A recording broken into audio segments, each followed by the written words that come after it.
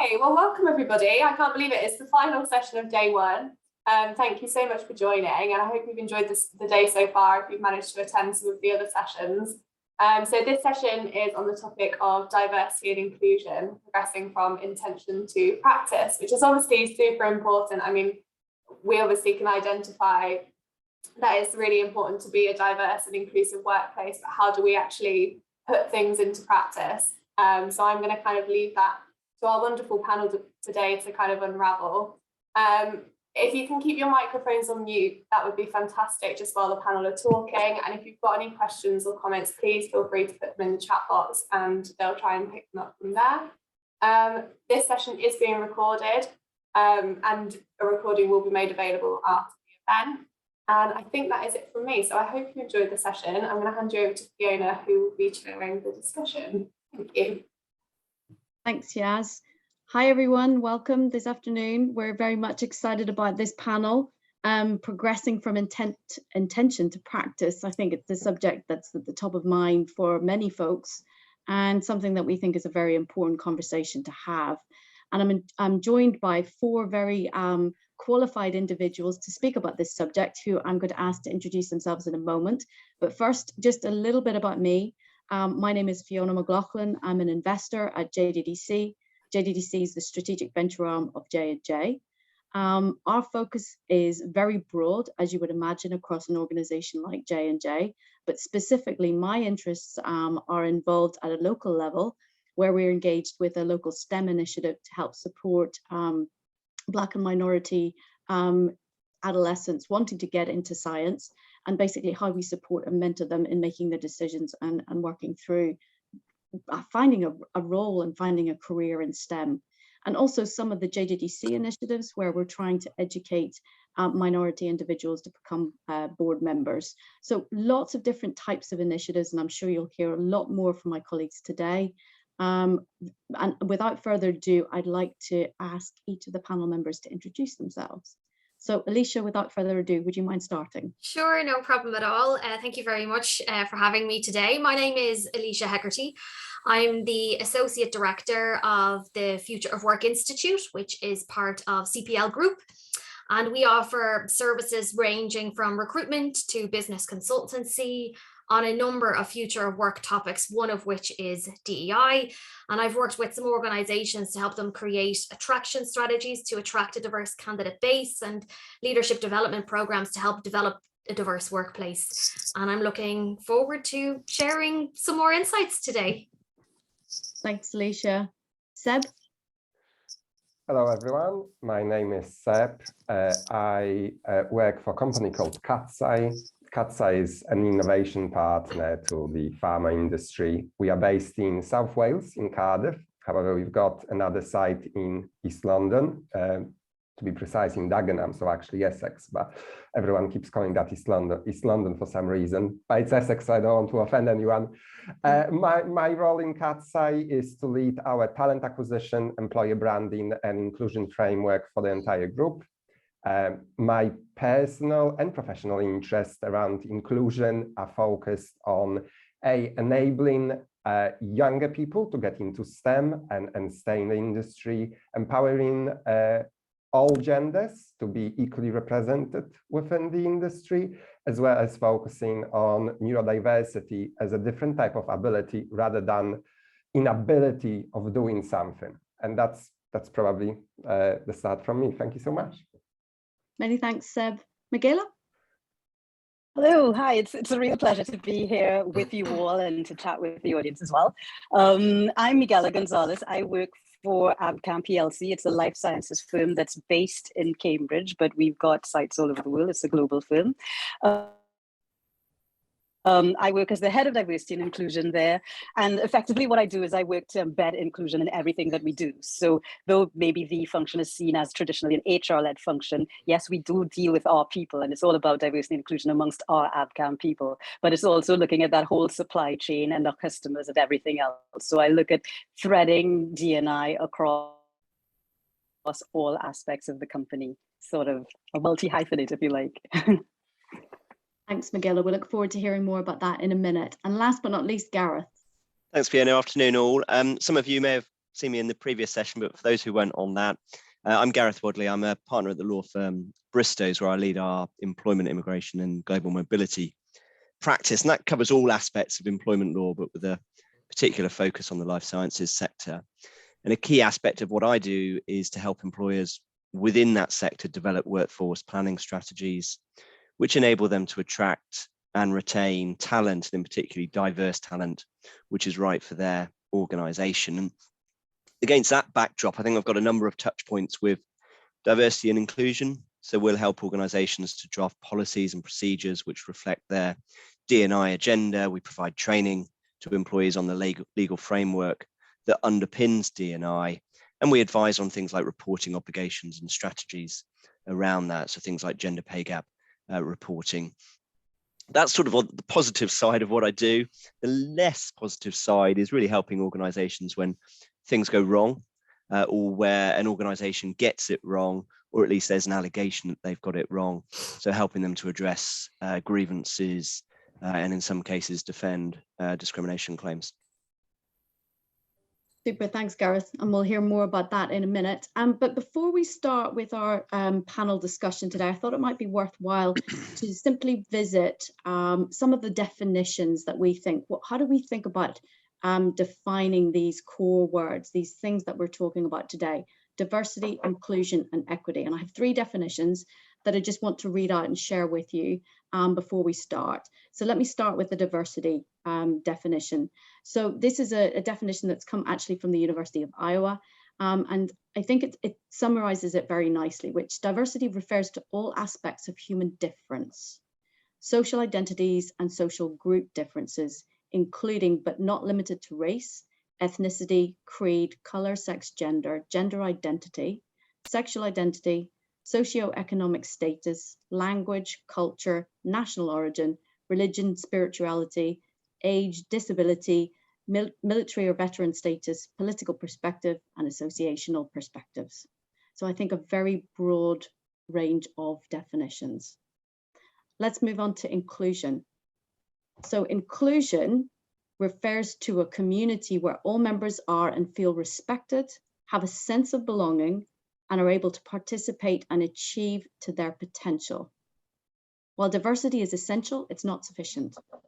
An institution can be both diverse and non-inclusive at the same time. Thus, a sustained practice of creating inclusive environments is necessary for success. And I think that's something we're really going to focus upon in our conversation today. And finally, equity. Equity refers to fair and just practices and policies that ensure all individuals can thrive. Equity is different from equality in that equality implies treating everyone as if their experiences are exactly the same. Being equitable means sometimes acknowledging and addressing structural inequalities, historic and current, that advantage some and disadvantage others. Equal treatment results in equity only if everyone starts with equal access to opportunities. So I thought those definitions framed very nicely what we were trying to talk about today. So without further ado, I'd like to ask the panel, starting with Elysia, if I may. You know, a lot of our attendees today are looking for their first roles, or perhaps are early, job seekers looking for roles in organizations.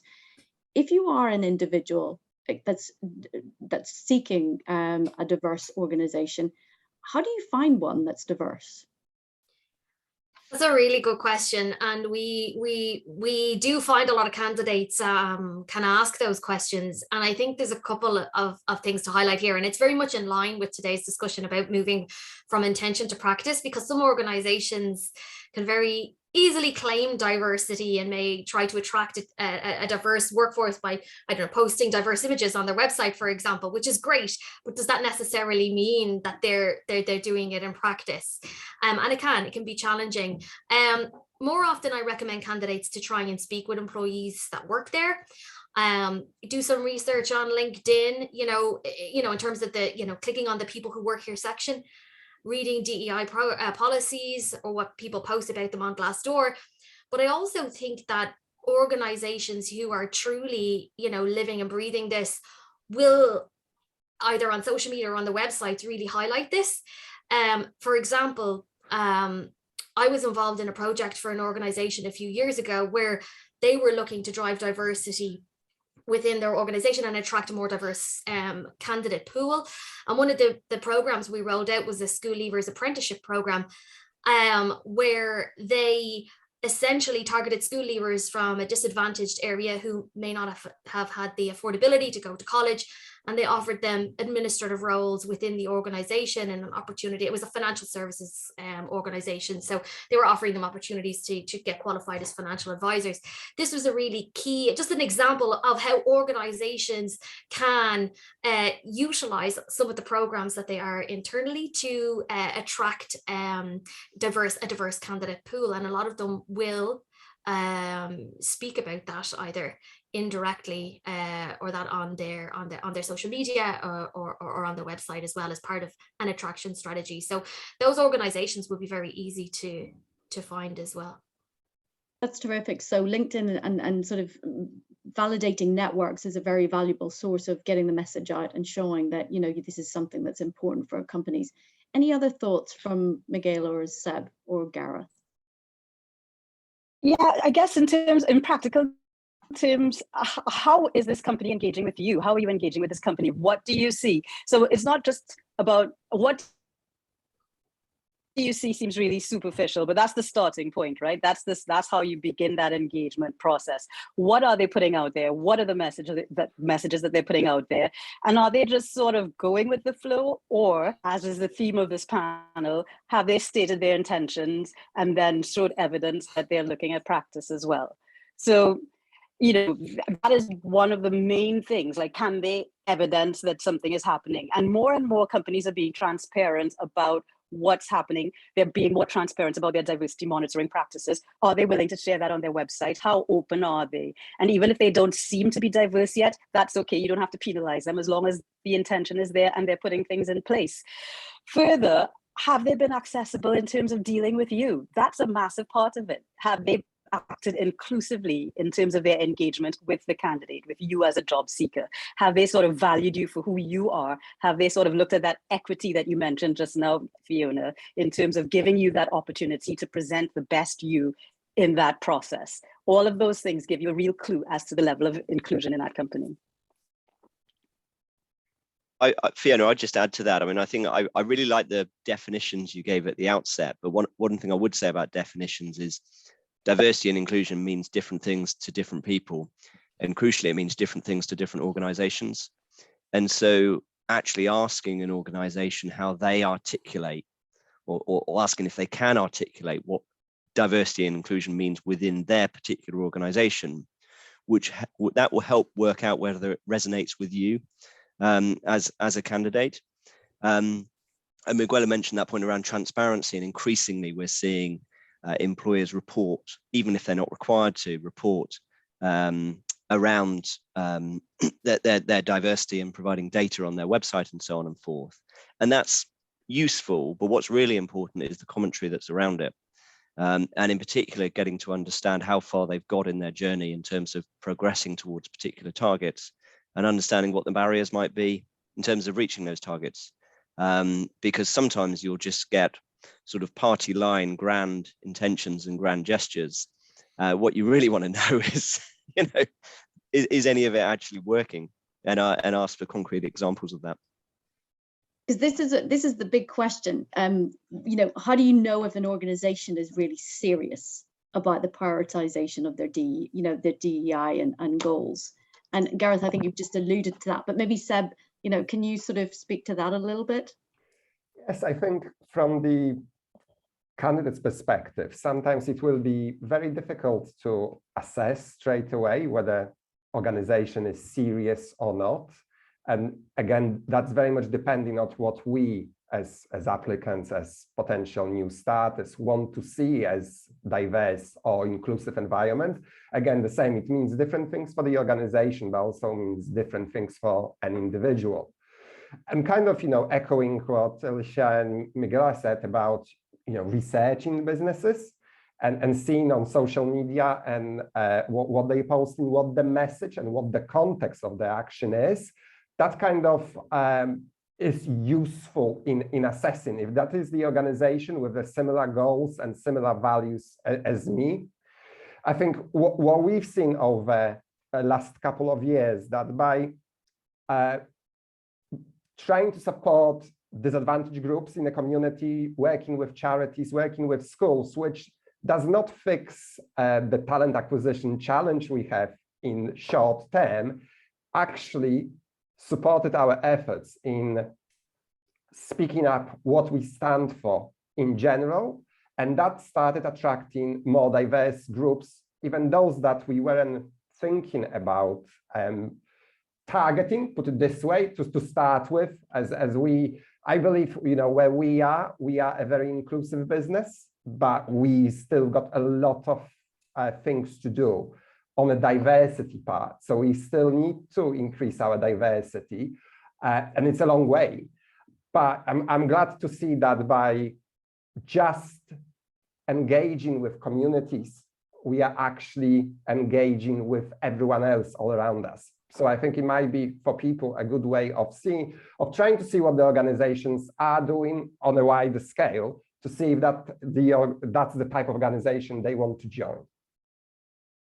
It's always, one thing from my perspective, I think it's always very good to speak to somebody within that organization, just to simply understand how they feel as an individual, how they're being regarded. Do they feel welcomed? Do they feel part of the furniture, as it were? Are they, welcome to speak out? And also, how does it look throughout the whole ecosystem? Some of us work for very small companies, some of us work for very large companies. So how is diversity, as in terms of capturing some of those numbers, some of those that evidence-based setup, how does that filter through each of the layers? That's a really important feature, and it's a work in progress. It doesn't mean that any given company is actually perfect today. This is something that we're working towards, exactly the title of this panel, and I think there's a lot of work still to be done. Maybe I'm going to ask a question that we received from Catherine. How can you evidence, in terms of companies being able to demonstrate that they are really intent upon DEI? And Catherine, please correct me if I'm misstating your question.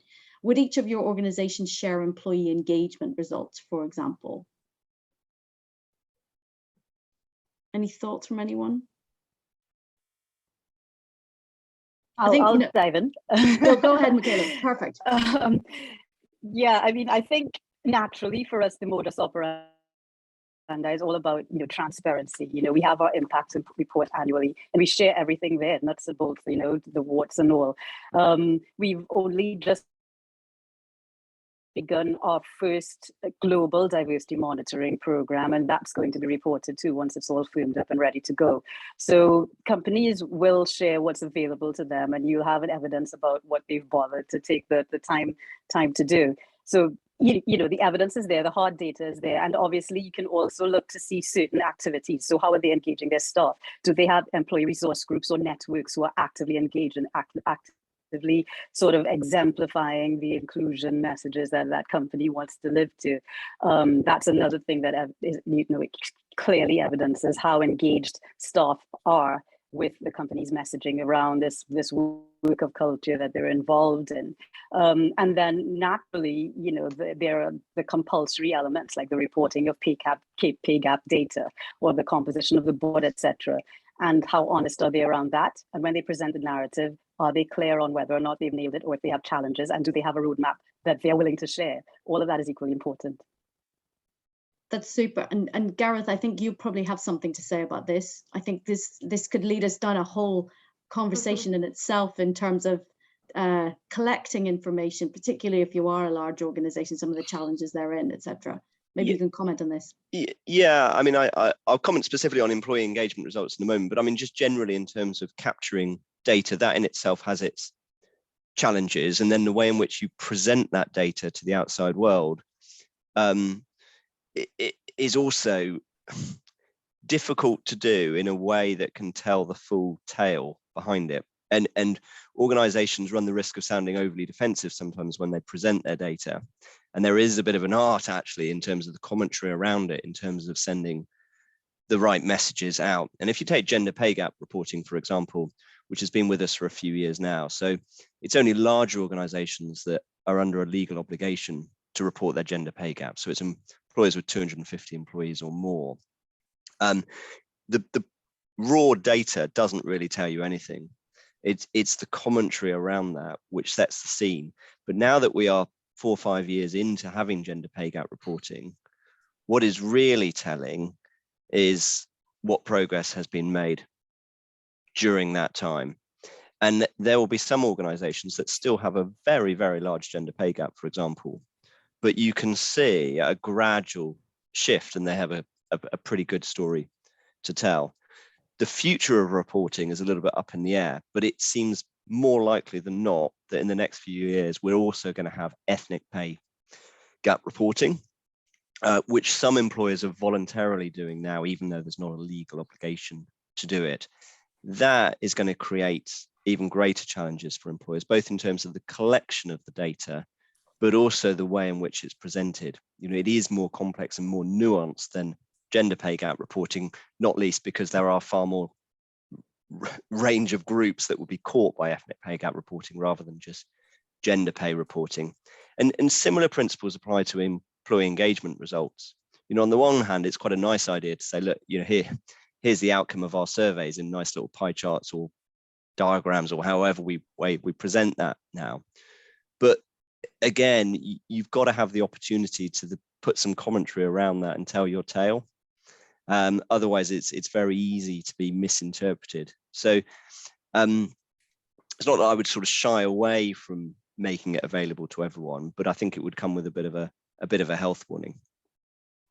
Thanks, Gareth. Anyone else? Seb, would you like to comment on this? Yes, so I probably got a slightly different answer. I totally agree with everything what's been said, but I can see that through perspective where I am now in CatSci.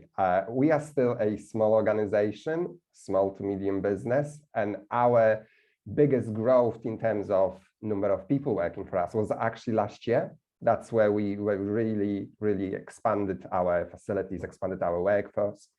So last year was the first year when we actually done the equality monitoring on a big scale within the business.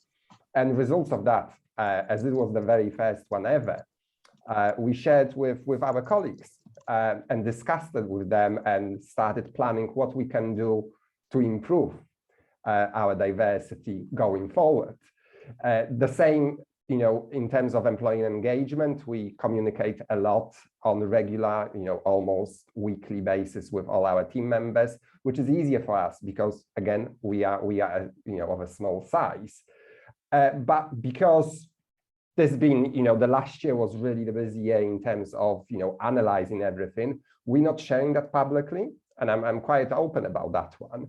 But what we try to share publicly, what is available, is all the steps, what we've done so far, what we're planning to do next, and how we wanting to achieve that one in terms of supporting people with disabilities, etc. So we put that one with clear statements of intention and what we are doing to actually get to that next point, and that's what is available.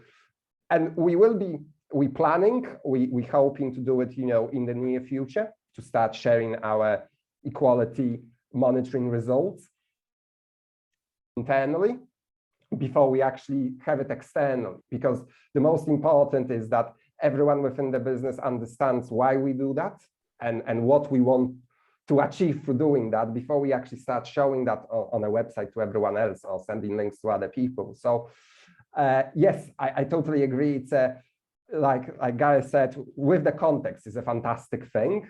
But for us, it's we've got a context, we just don't have results out there yet because of the situation where we are. So not every business will be able to share more. Some businesses will be in a situation where I see ourselves.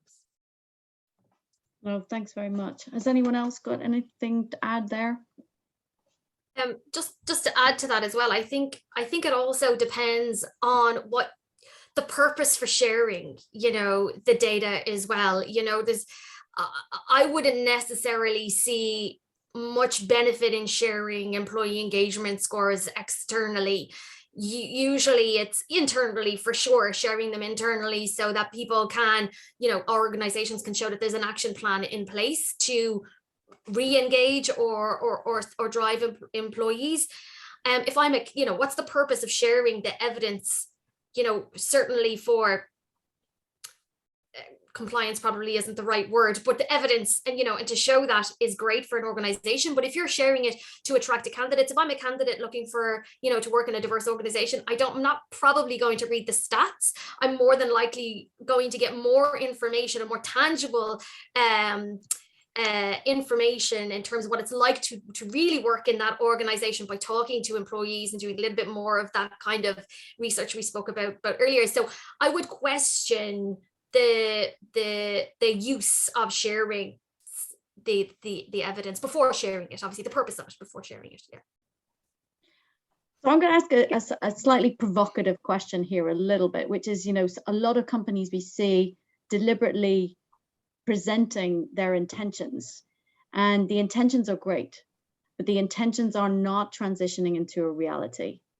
And, I'm thinking specifically in terms of perhaps PR and sort of a lot of these grandiose statements that are made on a lot of websites. How do we feel about that? Is, in terms of actually helping understand if a company's intentions really are in the right direction? Do you think there's a challenge there of overbranding and companies trying to be so politically correct they just get it wrong? I think so. I think that it might be overbranding, and that's not useful. That's kind of connecting to the previous thing I said. What we're trying to do is always the intention backed with the action, what we've already done, and how we are moving from A to B. And I prefer to have less social media posts or less statements out there, but only have the good ones, the ones that I can actually evidence and say, that's what we've done, and that's the reason we've done it for. But when you see loads of companies just having intentions, but no more than that, the cynical part of me will question, well, but where's the action? Why there's loads of great ideas, but there's not little evidence? That would be the cynical part of me. And I think, yes, businesses, if they are able to evidence something, then that's great, because everyone see that it's not just the intention, but there's something happening there. And sometimes for many people, you might not be looking for a job today. You might be thinking about starting a new role in the next 6 to 12 months. So by following a business that you are interested in, you might actually see the journey over that period of time. And if you see more and more evidence and more steps taken towards greater diversity, then you can really say, yes, this is the type of the business that I want to join, and I know why. To add to that, though, I would actually say that the increased requirement or expectation to be transparent about data has actually caused employers to temper some of their statements about how great they are or what their goals are, because increasingly employers will be held to account if they haven't achieved what they said they were going to be doing in the next 2, 3, 4, 5 years. So I've seen a real tempering of sort of those sort of grandiose statements about how wonderful we are and how diverse and inclusive we are, because if the data doesn't back it up, or at least an improvement in the data doesn't back it up, then you start to look a little bit exposed. No, yeah, I do think that there's a need for some element of branding, and I do applaud companies because, at the same time, conversations around identity and inclusion are interpreted in different ways. So a company that takes a stance needs to be applauded regardless of the intention behind that stance that they're taking. But of course, the challenge is around the transparency of the outcomes of the work that they're doing. And again, we go back to that, the sharing of data. What should they share? Certainly in terms of diversity monitoring, what does their leadership look like, etc., so that they can evidence whether they're backing up those statements. So it's a balancing act, really. I think it's an act of not bravery, but perhaps solidarity for companies to make those statements. And it's important for them to do that rather than to sort of sit on the fence and say, well, maybe you'll be criticized if we haven't met our aims, or are they going to provide the context that we'll be referring to, provide that narrative about where they're doing well and where they're not and where they're going to go next, and then provide the data about what's been happening to show that they're actually being accountable. Thanks, Miguela. So Gareth, I'd love to switch tack a little bit and sort of talk about some of the legal elements and the frameworks that a company needs to think about putting in place, or maybe companies that are thinking about these kinds of things. Any thoughts and guidance? You know, how does a company actually move towards becoming diverse and inclusive? Yeah, no, I mean, it's a good point. So, I mean, diversity and inclusion are not legally defined terms. That's the first point I would make. But certainly in the UK, we've got a very, very comprehensive legal framework underpinning diversity and inclusion objectives. You know, we've got a broad range of protected characteristics, which are specifically protected under the Equality Act. And then we've got various forms of discrimination, direct, indirect, victimization, and harassment. So employers need to have policies and procedures in place that reflect that legal framework and ensure that they're not tripped up from that perspective. And you'll see that in an employee handbook, see it in equal opportunities policies, bullying and harassment procedures, and so on and so forth. And staff will then be trained on those policies and procedures. But to a certain extent, that's the easy bit. You know, anyone can ask an employment lawyer to put together a policy for them. You know, the challenge is then actually how do you actually abide by those policies, and to a certain extent go above and beyond what those policies say, because those policies are drafted again with the legal framework in mind. And what we're really aspiring to is to be a level above the bare minimum, aren't we, from a legal perspective? And I think the challenge, unfortunately, I'm a lawyer, so to a certain extent, this falls on Miguela and so on and so forth, and Seb to help implement this. But how do you get your organization then not just understanding and recognizing those policies, but actually living and breathing them and getting them embedded into the culture of the organization? And you know, that's what I see, particularly employers that have started maybe fairly recently are in sort of rapid growth mode, as a lot of organizations are within the sector that we all operate in. You know, they're almost sort of having these policies written because they feel like they need to, but it's only when they're sort of starting to they're doubling their workforce that it really starts to become particularly relevant. And they're like, well, hang on a second, are the policies we drafted really fit for purpose in terms of what we're trying to achieve? So it's almost doing it in reverse. I think it's deciding as an organization what your culture is all about and what you're striving to achieve from a cultural and from a Muslim EDI perspective, and then saying, well, are those policies that we wrote 5 years ago still fit for purpose? Do they fit the bill? Because they'll certainly tick all the boxes from a legal perspective, but that's not really what this is all about. Very interesting perspective. Seb, Miguela, thoughts, please, because I know, you know, you've both been very active in this space in terms of thinking about how you action some of these activities internally. Maybe I'll start with Seb first. Okay, so Gareth, I totally agree with what you just said. Is exactly, you know, the starting point of policies is the nicest bit, I think, or not the nicest, but the easiest. Because yes, you said, you know, it is the bit that we've got the full control of doing. So we can write the policy that is fit for purpose at the time. And then, you know, obviously the next step will be an ongoing review of those policies. And that's what we are doing. What we've done is actually looking at them, breaking them apart and thinking, are they inclusive enough? As in CatSci, our culture is all about being inclusive. It's all about knowing that everyone feels that they belong here, that they part, as we call it, our family.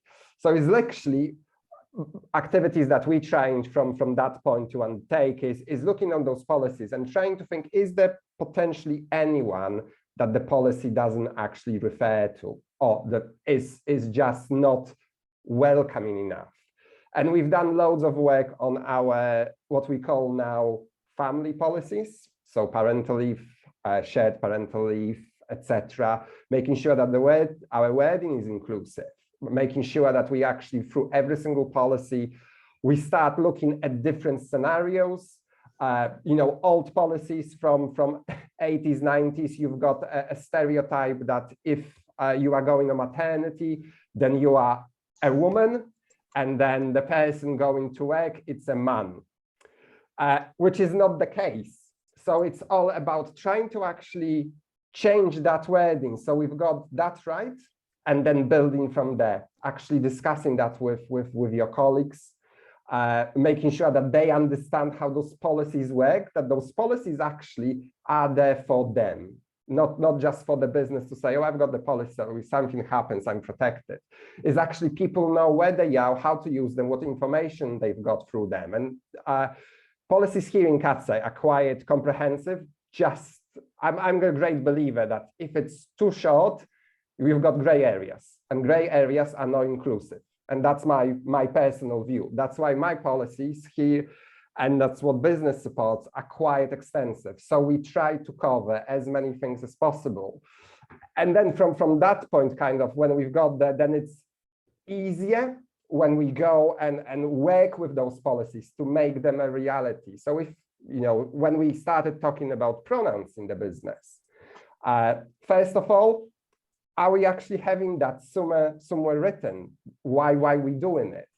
Are the fact of pronouns, is it actually reflected in how everything is written? And then it makes sense. So we kind of change the basic for the purpose of actually influencing the future actions, and then always linking that back to that basic where we started. And Miguela, I how do you think about this? I think we obviously policies and procedures, policies and guidelines are there to give you a framework to sort of springboard off of. And, all companies have them. And that's important. It's a legal imperative for companies to have them. So I guess the big question is, what are you doing above and beyond that? So at Abcam, there was a whole root and branch around flexible working in the past few years. Parental leave has been overhauled. They're constantly looking at that review process to do more. So they're not doing the bare minimum. They're not doing the legal requirements. Are they being inclusive? Are they taking that feedback from staff? And they do regularly. We have regular engagement surveys. We're regularly taking feedback. We're regularly having those conversations to know where we can improve and how can we improve on those policies. We're in the process of looking at making sure that the language across our policies are all gender neutral, for example. Of course, we've launched the menopause policy. Of course, we're looking to do the transitioning policy. We're just sort of always constantly analyzing, where are we? Are we doing enough? Quite frankly, from the practice, me will say we're never doing enough. There's always something more we can do. And I think the company is very good at recognizing that and always striving to do more. So are the companies sort of looking at their policies constantly and reviewing them? That's a major part of making sure that they're going above and beyond. Yeah, terrific. And Elysia, now I'm going to shift gear a little bit, but in terms of, a lot of companies have, and we're sort of seeing a move towards companies having their own DEI officer or individual who's responsible for this work. And I think there's some pros and cons and some conversations that are flowing out there in terms of the challenges of having a DEI focused individual. Is it the right individual to be doing a lot of the work? Is it actually the minorities that end up doing more of the legwork, so we're actually perpetuating the problem? So it's so many difficult discussions to explore there, but I'd love to get your thoughts on that and how you think about that more broadly. Sure, and I think even just to add to the previous I think we continue to keep coming back to the moving from intention, into practice, and I think that this forms part of that, as well as with the policy side of things. It's forming the intention, but then, how can it be implemented and put into practice? With regards to having, and again, look, from a role perspective, I know that we're seeing more and more organizations looking to hire people with specific expertise to help them with rolling out their EDI strategies, a specific diversity and inclusion officer or a manager within a variety of different roles. Maybe it forms part of a HR business partner's role within an organization, but it's certainly in all organizations is having more of a focus. And I think from what we're seeing anyway, from speaking with a lot of organizations, it's to support the intention and to apply it into practical terms. It can't be, and maybe Miguela, working in this particular role has more insight here, but I don't think it can really be left down to one person to change the culture in an organization. It needs to come from everyone within that organization. So yes, it's great to have someone to help, put the frameworks into place to keep it on the agenda, to make sure, to everyone else's comments about the policies, that they're regularly updated, all of those lovely things that need to be done. But I think it's a cultural change at the end of the day. Yeah, I think that's a really important point. I think a lot of the policies and a lot of those systems that need to be put in place, that and that intention can be relayed from the top down. I think it's also a very deliberate shift into action. But then, of course, we're all part of that actioning as well. We need to be demonstrating how we can have those conversations that are uncomfortable, how we do those things. How do we talk about things that are just not easy for everybody around the table? And it's all about how you create the safe space for those conversations to be had, how you bring up those subjects, and how you bring everybody to the table. To Seb's point earlier, how do you be an inclusive organization? So can you give some examples maybe within each of your organizations, how you're actually going about this? Is it an individual? Is it a group of individuals that are enabling these conversations? Are there other things that you are doing, showing the intention that's actually happening at the coalface? Miguela, maybe start with you. I'm a new function in the company. So I think what is important, you alluded to a really important point just now, where you talked about the onus being put on employees, underrepresented groups in particular within the organization, to effect change culturally within the organization. And that's important. That's that engagement piece. It needs to be driven by the people who are going to be experiencing, the people who are experiencing this people experience you're trying to create in the organization. However, there's a bit of unfairness there as well, because they are there to do a day job, and they can't just be plucked to write everything that the companies are trying to achieve culturally. So I think there is an importance to having a dedicated role, a dedicated function who gives that strategic oversight, who has a corporate understanding of where things go and has some sort of legal basis and understanding of what they're allowed to do in the equality space as well. Doesn't mean that person works with everyone. They work with the ERGs, they work with the staff who would directly engage with it, they work with line managers, and they provide that advice. They're that point of consultation, that advisory point, and it goes miles for companies being able to actually achieve something in this space, rather than peddling furiously and doing activity after activity after activity, and not necessarily having the outcomes that they claim they wanted to have at the start. Yeah, a dedicated function just sort of gives you that framework. And I think there's huge value in that, whichever guise, whatever title, whatever label you want to put on it. What's above and beyond though? And maybe Seb, look to you. Can you talk a little bit about practical day-to-day examples where you're promoting inclusivity? I think, well, to me, to start with, actually promoting inclusivity or trying to become more inclusive is, I don't like call it to go above and beyond, because and we had that discussion earlier, Fiona, but in my view, we all should be wonderful human beings who are just nice to each other and understand that we are all different. So that should become a norm. But we have to, as we are saying, we have to have those conversations so we all can get there. Because each of us is at a different place in having those conversations, and that is absolutely fine. So it's all about enabling them. You obviously might have people in the role of the equality advisor who is just looking after that. You also might have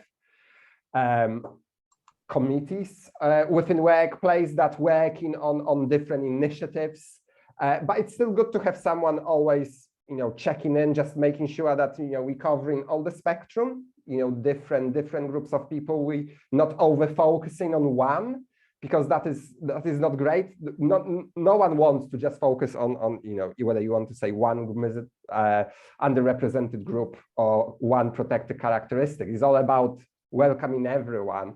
And through, enabling those conversations and going back to them, because sometimes they will be difficult. I very often seen discussions that people didn't know why I wanted to have them, why I wanted to approach the topic, is trying to understand why they feel that way, to assess where they are on that inclusive journey, and then working with it and trying to address their concerns. Some people might think that the companies are moving too quickly toward greater diversity and inclusion. It's very important to understand why they think so, what their concerns are, and how can we respond to them.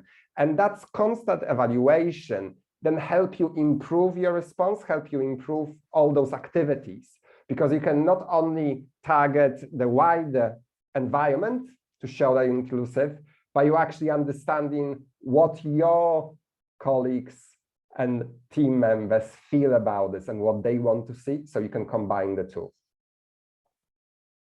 Yeah, absolutely. Miguela, did you have something to add there? Yeah, I thought that was really valuable what Seb just said, because I think sometimes it's about the framing of what inclusion means, because often I think when those conversations become challenging, it's usually because people think inclusion means that you're just talking about underrepresentation and you're just talking about headcount and diversity. And that's not what it is. Inclusion is about getting everybody to flourish. And it's about how do you package that? How do you package that message and get everybody to be on board with that? And then what sort of activities do you do? I don't know if you have to go above and beyond. I keep talking about embedding and making sure it's threaded through everything you do. And so if you're embedding it, then you don't need to go above and beyond because it's just happening automatically. But Seb's so right, those conversations are important. The constant assessment of where you are is important. Those regular insights and surveys and engagement points that you use, you have to maximize on them as much as you can, because people are complex, aren't they? So it's a shifting goalpost as well. And everyone's different. No matter how you look at it.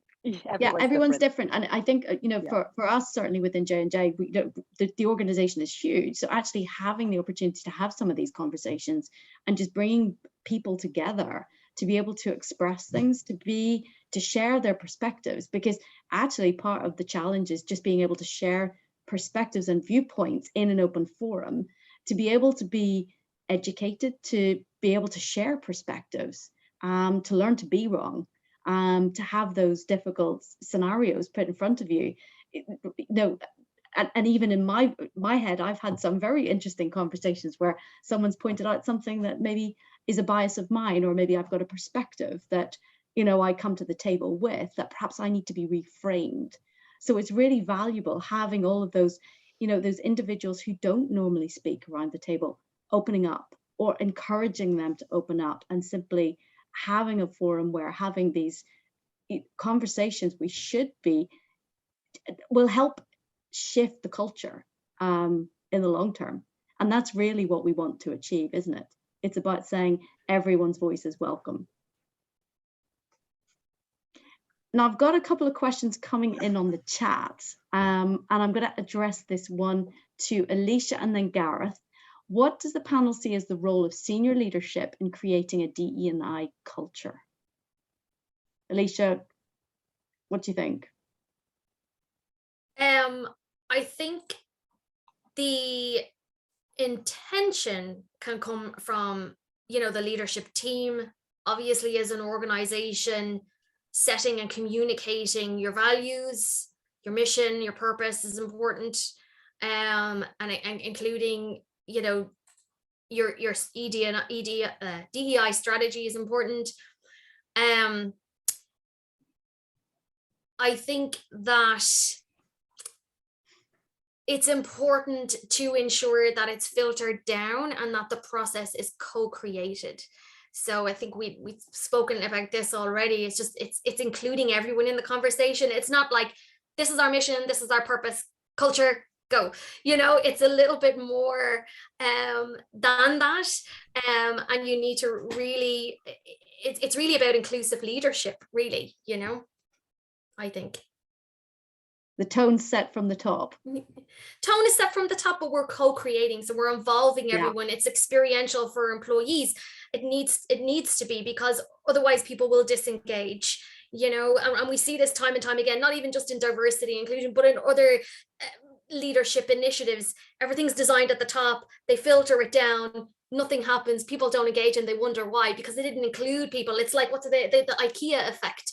Include people in the building of things and the design of things, they're more likely to engage in it, you know. So it needs to be purpose-led, and yes, led from the leadership, but it needs to be inclusive of employees, and you can gather employee insights and support and drive that co-creation process in a range of different ways. Yeah, because effectively we're helpless in an N of one because we're so isolated. It's actually in our communities. Yes. Whatever our communities look like, we've got to engage in that dialogue and really, as you say, co-create. Yeah, and I can give you an explore. example of an organization that I think is doing really, really well. Obviously, you can tell by my accent, I'm based in Ireland. One of the organizations that we're working with at the moment are rolling out a leadership development program that helps bring high potential female leaders up through the organization. So the senior leaders are mentoring, you know, the high potential leaders to help bring them up through the organization, so they'll move into more senior roles, because they identified that, you know, women were dropping off, or we're leaving the organization, or we're not applying for more senior roles. So again, it's also about helping people up. That's just one example. Obviously you can do that across all other areas, but that's just one example of how leaders can help bring other people up throughout the organization as well, which I think is important for driving that cultural change. Yeah, that's helpful. And I'm going to ask Gareth this question. There's another question in the chat, and I think we can talk about development and retention in the context of this question. So the question is from Sarah. Can I ask a question as a potential candidate within companies? How important is it for a candidate to answer DEI questions and applications on their race, gender, and religions? Do these questions actually play a role in company hiring, or are they more in place to ensure that if a candidate is successful, that a company has an idea of how they can offer support for employees? Is that one for me? I'm firing that one right. Yeah, no, I mean, it's the latter. So it is a tool to collect data, which can then be used for positive purposes during the course of employment. It shouldn't be used to determine who progresses through the application process and ultimately might be successful in the role. So in the UK, we don't recognise, save in exceptional circumstances, the concept of positive discrimination. So it's actually illegal to positively discriminate, save in exceptional circumstances. So we're not yet in a situation where, because someone ticks a particular box around a protected characteristic as part of the recruitment process, that puts them at the head of the queue. And on the contrary, you shouldn't actually be doing that. Applications need to progress on their merits. So you tend to see those sort of questions forming a very separate part of the application form or the recruitment process generally. And then the likes of Miguela and Seb will then take that information and then apply it to any sort of data and analysis they're doing on their sort of their hires and their existing workforce.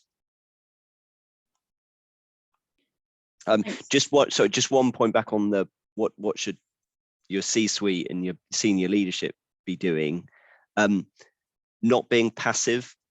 So for me, it's about really proactively supporting actions and decisions that have been made further down the tree. For example, and then championing those decisions. So there's nothing worse than perhaps a sort of a mid-level manager making decisions that are completely in line in supporting your D&I agenda and your policies and your culture. But then thinking, well, actually, those above me are fairly neutral on it. You know, what you want is actually then someone above you in the hierarchy to come out and really sort of champion and support the decision that's been made at that lower level. Yeah, championship is a very important feature. Sorry, Miguela, go ahead.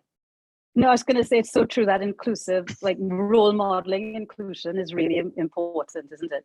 I think I've benefited from seeing that a lot at Abcam. And so the ELT, the executive team, they sort of absolutely buy into that message of inclusion. And as a result, they champion every initiative and they make sure that they're communicating that to their teams and that it goes right throughout the chain and ripples throughout the company. And that's a huge benefit to us. And that means they're also the decision makers, aren't they? So you can come up with as many good initiatives as you want to, but if the key decision makers aren't there and ready to back it and to resource it, then not much is going to happen. So, you know, the role modeling goes way beyond just their behaviors. It goes to their actual actions as well.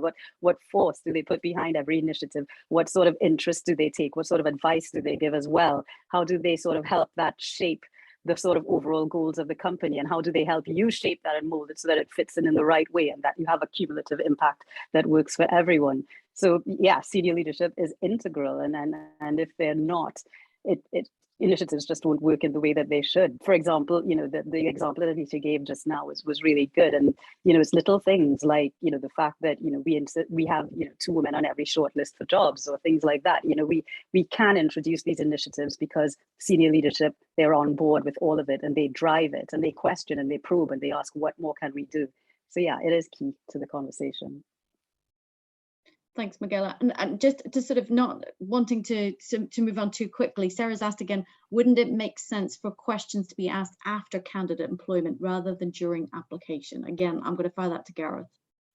Well, there's and Seb and Miguel, I'm sure will give a more sort of, perhaps a sort of practical view on it. From a legal perspective, I think the way I would phrase it is it's safer to ask those questions after completion of the recruitment process, because increasingly over the last few years, we have seen employment tribunal claims from applicants who've not been successful, and they've sought to link the failure of their application to a protected characteristic and bring discrimination claims on that basis. So there is an argument in that situation to have all of these questions right at the back end of the process after the assessment's been done. And certainly you see that in terms of asking around questions around sort of nationality and visa status. Miguela and Seb, I think practically though, you're still capturing this data during the course of the recruitment process rather than the end of it. Seb's shaking his head. Miguela gave me a half nod. So I'll defer to one or both of you. Go for it, Seb. So no, we don't capture that information through the recruitment process at all. You know, obviously, technically and legally, you said, you know, that the reason is there. But, you know, more to me is also I was looking, you know, on any GDPR regulation. I actually don't need that information to make the decision, and I don't want to see them. I'm absolutely not interested in that.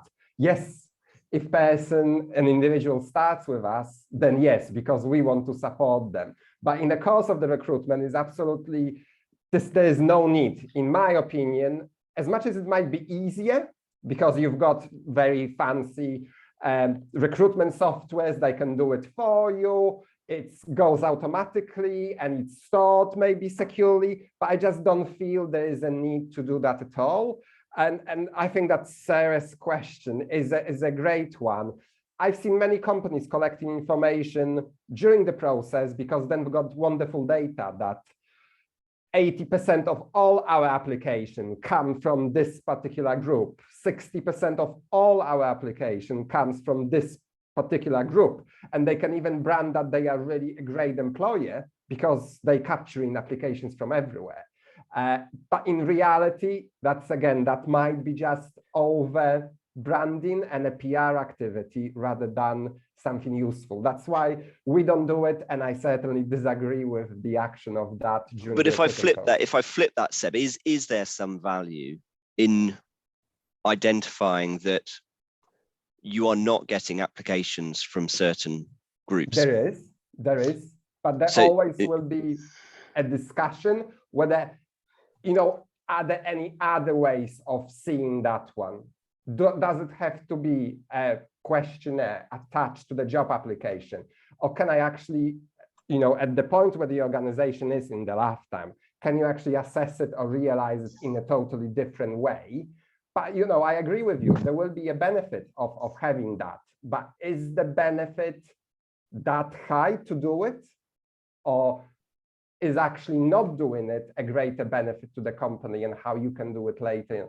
No, I agree that. And I just referenced that, Fiona, because there was one question that just came up around positive action and perhaps that distinction between positive action and positive discrimination. So if you have identified a situation where you're not getting enough applications from certain groups, or you haven't got enough people within your workforce, or you think there isn't sufficient diversity, then positive action is legal, that's not illegal.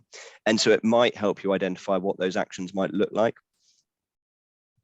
Thanks. Sorry, Gareth. I know we've hit 16:30, Yeah, so and I can know I just Miguela say- had something to say. Sorry.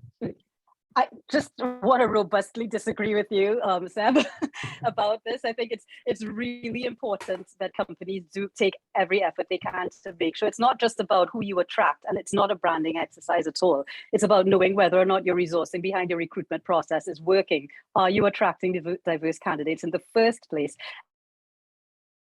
Then you need to be able to track those candidates throughout the process. Look at your statistics throughout the process to know if you're being fair at every step of the process. You can't assume you're being fair. How do you do that? You can't just sort of subjectively say, yeah, I think we're doing okay. Our interview process is decent. You need the data behind it to actually prove it. Is the same proportion of people of each characteristic getting through the organization? Are you even getting them at the beginning? Where are we at the end? You need to be able to measure it. We've just started doing it for our recruitment processes as well at Abcam, because we just want to be sure that the process is fair to everyone, and we need to have the evidence in order to do that. We can't just assume it. Yeah, Thanks, no, Miguela. I think I'm gonna have to. We have to stop. I think we could talk about this forever. I'm really sorry to interrupt you, Seb, mid-flow, but that's all right. listen, I'm gonna hand back to Yaz, because I think we're at 4:30 and we're past. So we need to be quiet now. Thank you, guys. Thank you so much. It was such an interesting discussion, and I'm so sorry to interrupt now. If anybody else does have any questions, please feel free to contact any of the panelists today via the app. I'm sure they would be happy to answer any questions. We're back tomorrow at 8:30 for our first session, which is on the topic of how will AI change life science careers, and we hope to see you all there. So thank you so much for joining, and I hope you all have a lovely evening. Thank you so much. Thanks, Thank everyone. you. Bye-bye. Thank you. Bye-bye. Thank you. Thanks. Bye. Bye.